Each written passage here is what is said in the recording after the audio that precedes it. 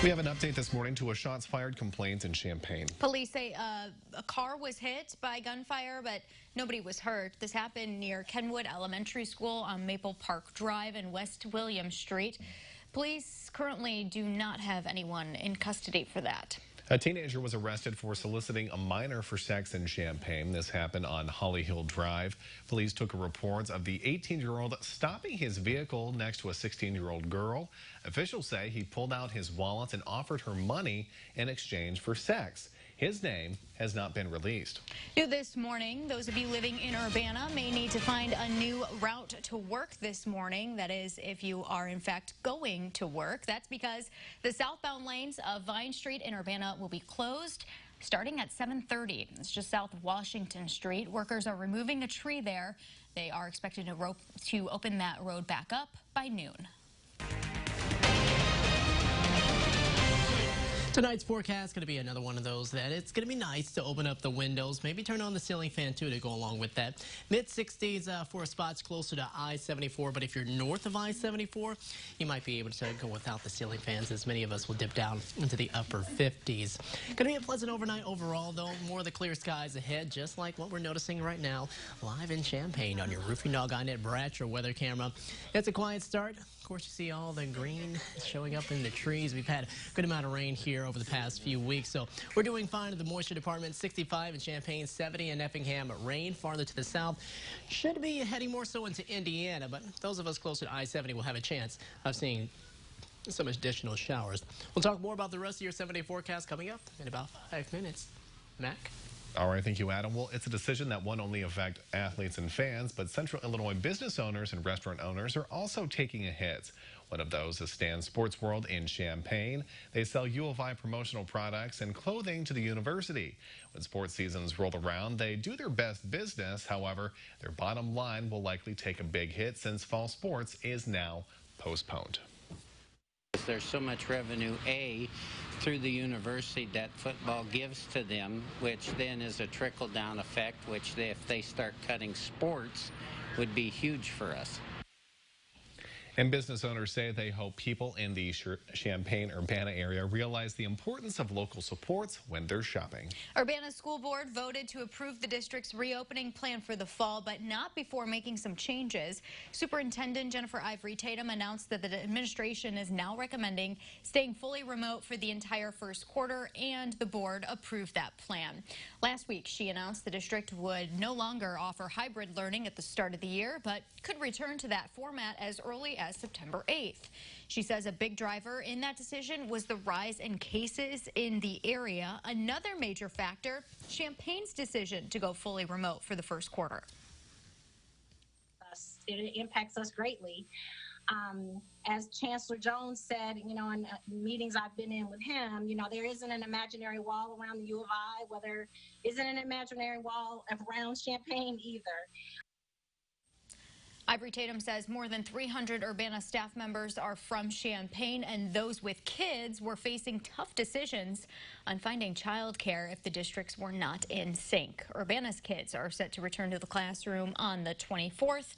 They are less than 2 weeks out from the start of the quarter.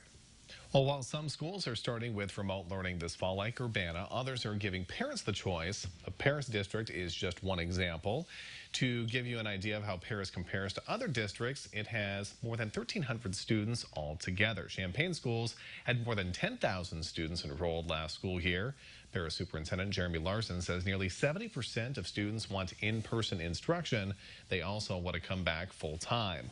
On the other hand, 33% want remote learning. Larson recognizes there are challenges that come with remote learning.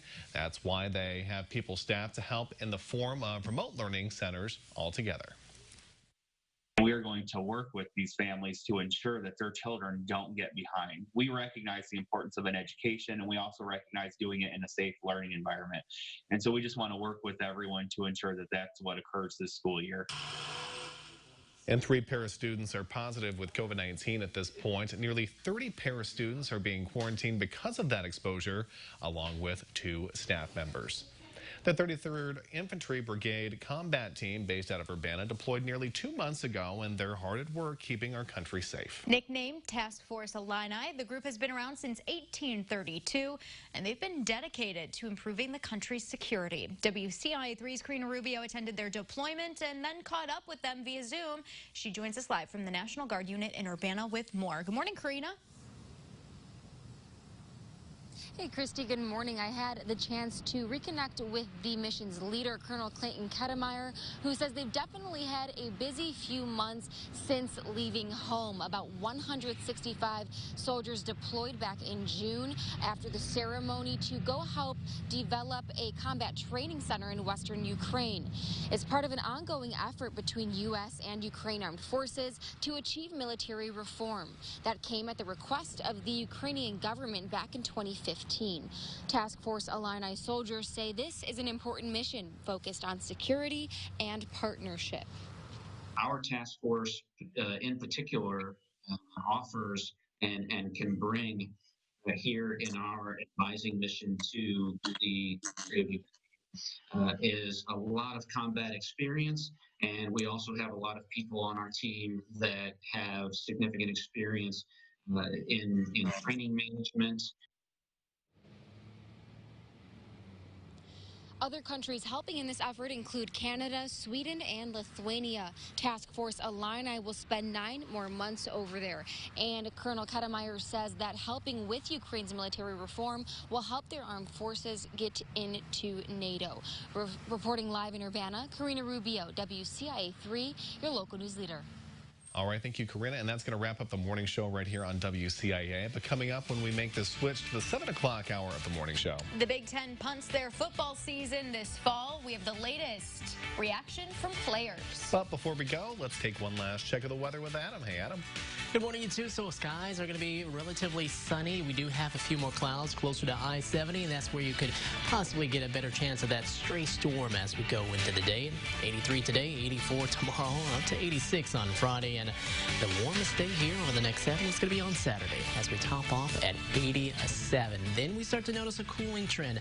Not much of one on Sunday, but that system that comes through on Sunday, bringing in the best chances of rain that we'll have here throughout the week.